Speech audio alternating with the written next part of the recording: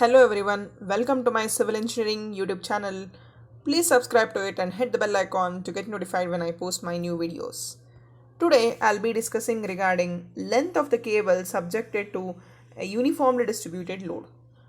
So in this figure you can just observe that it is a cable structure. It is a cable structure. So of span equal to L, and it is subjected to a uniformly distributed load of W per meter. It is subjected to a uniformly distributed load of W per meter throughout the entire span. And since the cable is a flexible structure, whenever it is subjected to any of the loading, as you know that any of the structure, when it is subjected to any of the external loading, it will be under deflection.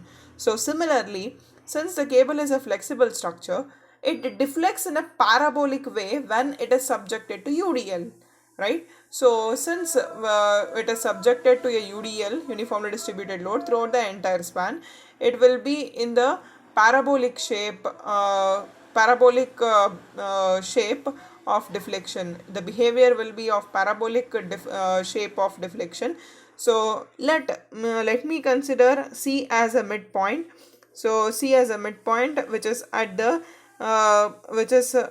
lowest level, C as a midpoint, which is at the lowest level, and H is the distance between C, the vertical distance between the support level to that of the point C, where H is the vertical distance between the support level to that of the span C. The point C.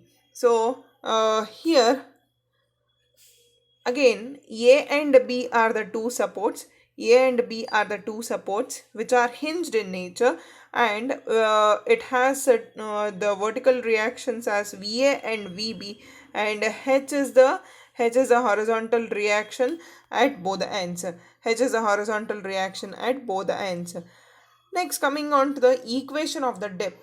So here uh, in this lecture series, I need to find out the length of the overall cable, deflected length of the overall cable. So for that, I need to first find out what is the equation of the dip for a parabola. So for that, the equation of the dip for a parabola is given by y is equal to 4hx into L minus x divided by L square. So why I have considered that this equation means, so I have derived this equation for an arch. So similarly, for an arch, for a rise, the expression for rise for a parabolic arch, the equation will be 4hx into L minus x divided by L square. So similarly, as in case of that is a cable, dip is nothing but the rise of the arch. So dip will be in case of cable, and in case of arch it is called as raise. So since it is subjected to a uniformly distributed load, so that the cable will be in the form of parabola, so this equation could be hold good for the equation of the dip. So I have considered this expression. So again, I am just considering here, I'll just go to the previous slide here. So I have considered a section XX. I have just considered a section XX, which is at the distance of horizontal distance of X from point C, that is midpoint C of the cable, and then vertical intercept from the deflected cable is nothing but y here, and let S is the length of the arc. For span X. I just repeat it once again. So I have considered a section XX, which is at the distance of horizontal distance of X from point C and vertical intercept of Y. So, and again for this portion of the deflected shape of the cable, so it is like a arc. So let S is the length of the arc to be considered. So here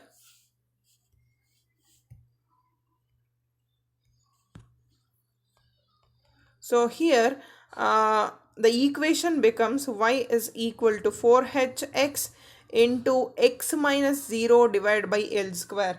Why it is x minus 0 here means, so in case of the section xx what I have considered here, in case of section xx what I have considered here, the xx section, I mean for this section, this will be the x distance will be the total L distance, right? I mean for this xx section, the length of the from that of C is nothing but x. Therefore in place of L I have replaced that of x. So I just repeat it once again. So since I have considered xx from that of point C, so the distance between C to that of x is nothing but x, the horizontal distance small x. So instead of taking the overall length means I need to consider for the overall span, but I am only considered for the section xx. So I need to take with reference to the section xx itself. Therefore for the section xx, the distance, the horizontal distance is x. So I have considered the x is I mean L is equal to x here. So since why have considered x here 0 means, so if I just consider the overall section as L, so if I just subdivide that, and if would I have been considered that as x, then that will be equal to x distance. But here in this case I have subdivided this value, I mean I have subdivided the overall section into x first of all, and for this again I have not yet subdivided it. Therefore the x value in that case is equal to 0. Therefore x value in that case is equal to 0 divided by L square. I just repeat this equation once again. So here as in case of 4hx into L minus x divided by L square. So this is for the overall cable, but here for the section xx as in concern, so L will be equal to x, since from the point C I am considering the section. Therefore from the point C to that of the section, the horizontal distance will be equal to x. Therefore I have considered L as x here. And then since I have divided the section once itself, but I have not subdivided the section xx once again. Therefore since I have not subdivided the section xx once again, I'm going to take the x value as 0 here, divided by the overall span of the cable, that is equal to L square, which remains as it is. Therefore the equation for the dip is equal to y is equal to 4hx square divided by L square. Your y is nothing but the vertical intercept of the section xx what I have taken into consideration. So y is equal to 4hx square divided by L square is the equation for the dip for a parabola. And again after considering the section, we know that next step is I need to find out the slope distance here. So slope is given by, since I have found out the value of y here, so slope is given by dy by dx. So dy by dx is nothing but I can represent it as tan theta itself.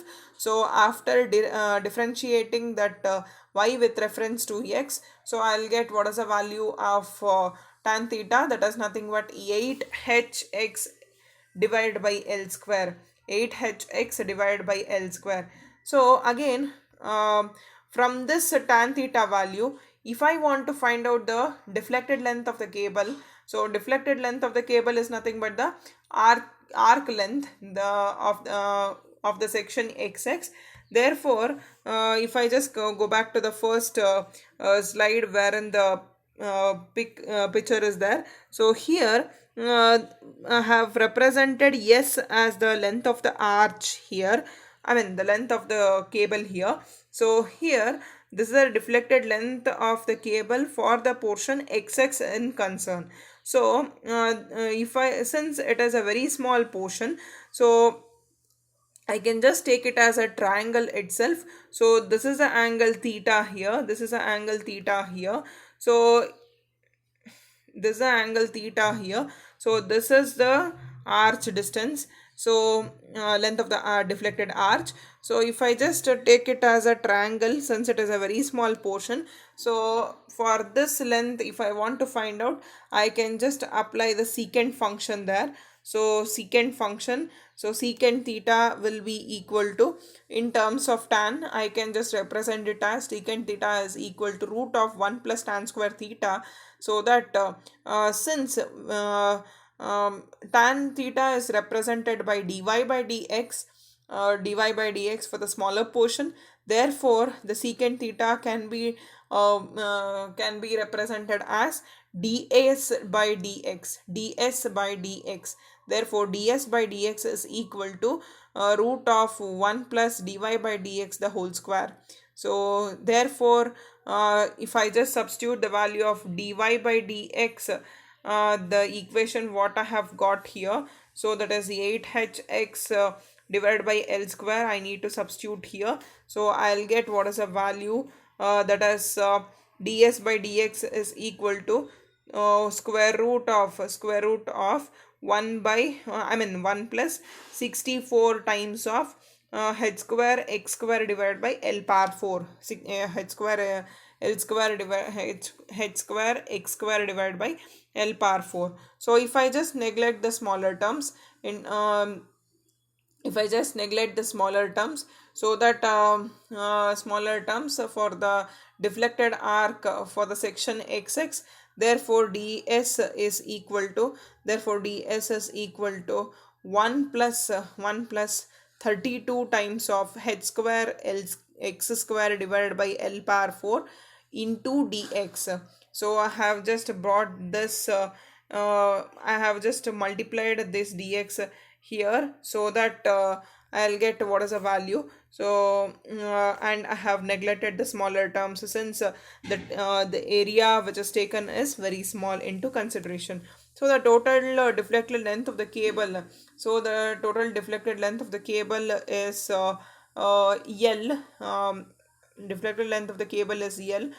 Deflected length of the smaller cable of the section XX is taken as S, but overall deflected length of the cable is taken as L, capital L. So capital L is equal to, so I need to put the integration for this overall value with the limits 0 to L by 2, since it is carried from the C as a reference. So if I just take it as a single time, then it would be for the half span of the cable, but I need the deflection length for the overall span into consideration. Therefore I have multiplied it by 2. I just repeat it once again. Here I have taken S as the length of the arc for the smaller portion of the section XX.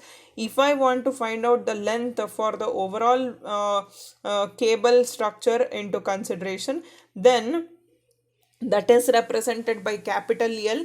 Since this ds what I have got here, it is for the half of the span which is taken from C point as a reference from one side into consideration. So if I want the overall deflected length of the cable, then it should be multiplied by 2 times.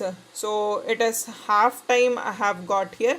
So if I just multiply it by 2 times, then I will get the length of the overall deflected cable structure.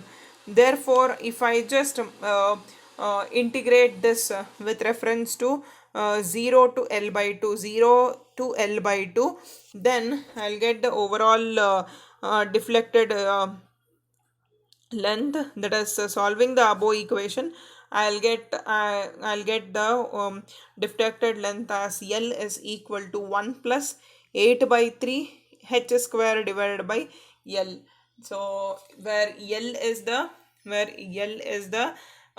length of the cable, where L is the length of the cable, and H is the central dip, and capital L is the deflected length of the cable. Small l represents the initial length of the cable before the load applied, and capital L represents the deflected length of the cable, and H represents the central dip here. So as in case of UDL, whenever the cable structure is subjected to UDL, then the deflected length will be L is equal to L small l plus sorry, so 1 small l plus 8 by 3 times of 8 by 3 times of h square by l. So small l plus 8 by 3 times of h square by l. So here L is equal to length of cable, and capital L is the deflected length of cable, and H is the central dip.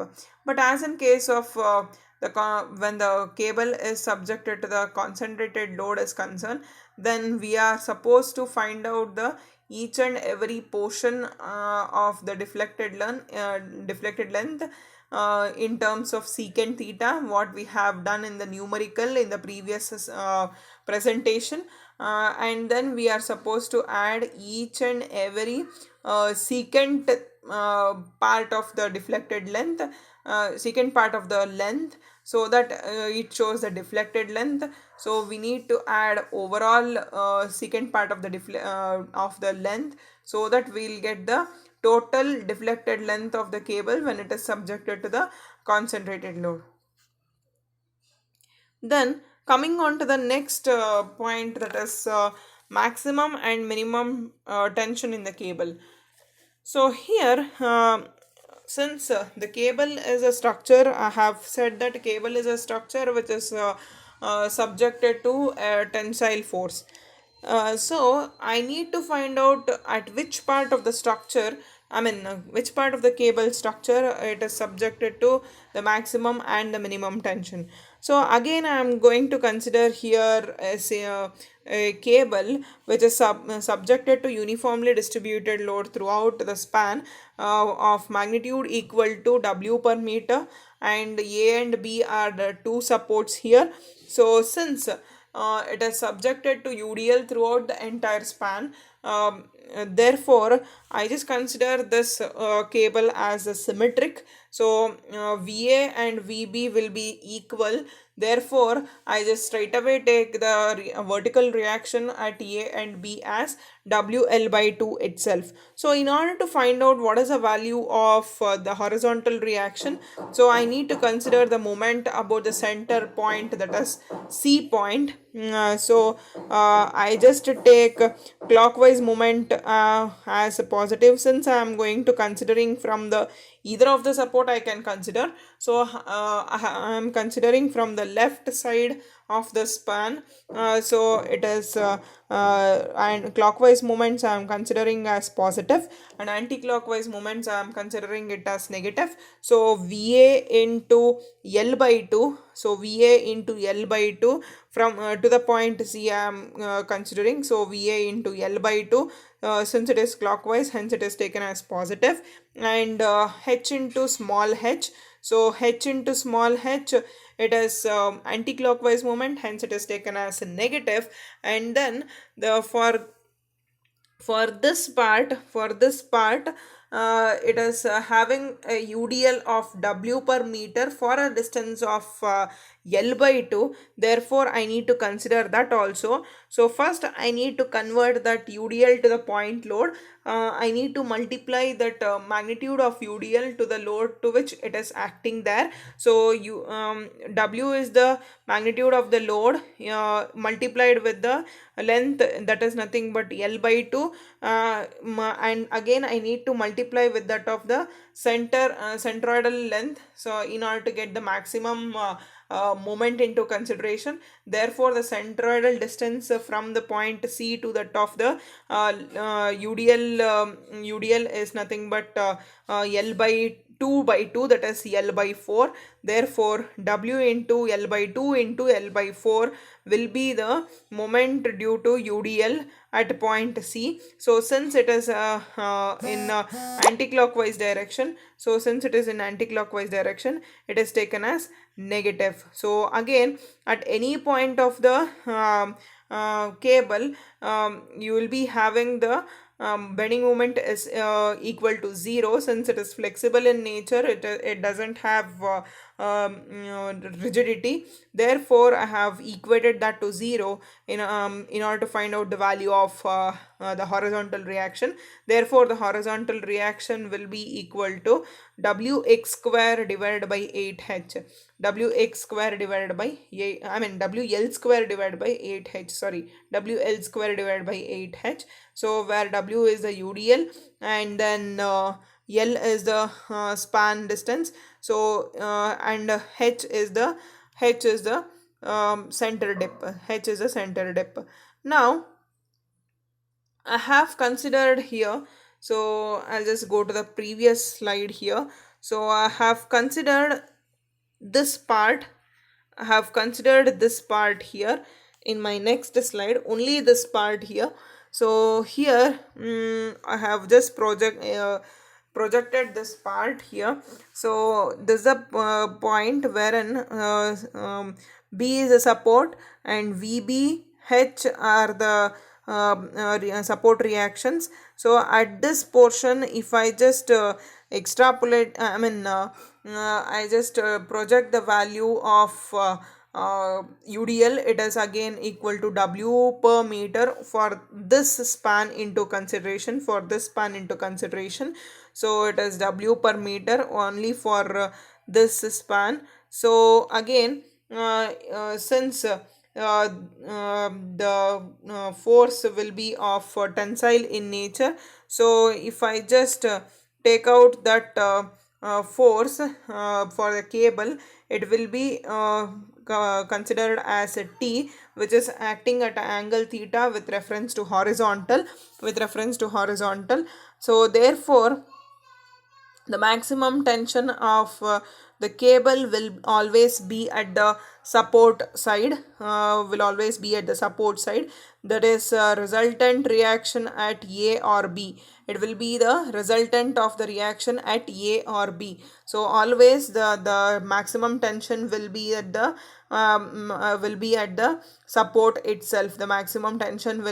support itself. So it is the resultant of any of the support reaction either at A or at B. So I have just considered here the support B. Therefore, for this sketch is concerned, it will be the resultant reaction will be at B here. So that is root of the resultant T max is equal to root of H square plus VB square. Overall root of H square plus VB square. So if I just put the values, substitute the values of H and VB there. So H I have got as WL square by 8H in my previous slide. Whole square plus WL square by 2 WL by 2 whole square. So I'll get what is the value of T max here.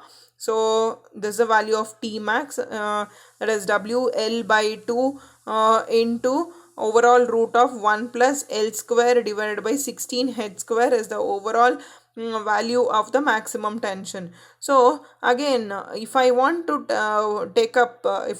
determine the value of the minimum tension, so always the minimum tension will be occurring at the midpoint. It will be occurring at the midpoint into consideration. So why it is occurring at the midpoint into consideration means, see here, in case of midpoint, only the value of H is considered, but the value of the value of V, that is the vertical reaction, is nullified. Why it is nullified? Because as in case of midpoint, so I have considered, since it is a symmetrical section, so value of VB and VA is equal to WL by 2, right? So it is for a midspan into consideration, for if I take the midspan into consideration and if I take the moment there itself from any of the support, so at the midspan again the moment will be the same. I mean the support reaction will be same, right? Sorry, the support reaction is equal to W, I mean VB into that distance VB into L by 2, and then W into L by 2 into W into L by 2 into L by 4. So W into L by 2 into L by 4. So W into L by 2 into L by 4 will be the value. But if I here I am not considering the bending moment, but I am only considering the vertical reaction. So if I want to find out the vertical reaction at the midspan there, so it is nothing but it is acting at the span of L by 2. So W is the magnitude of the load. So multiplied that, it will be equal to W into L by 2 itself. So I just consider upward forces as positive and downward force as negative. So VB is in upward direction and VB is in upward direction. So W per meter, it is in downward direction. So exactly at the midspan, VB and reaction at point C cancels each other due to the same magnitude of force but in opposite direction. Therefore the only force remaining is the horizontal reaction, that is equal to H. Therefore it will be subjected to the minimum tension force, that is T minimum, that is equal to H itself, where H is equal to W L square divided by 8H. So T maximum is equal to this value and T minimum is equal to the exact value of the horizontal reaction. This is as in case of the UDL subjected to the entire span, throughout the entire span is a concern. Thank you for watching.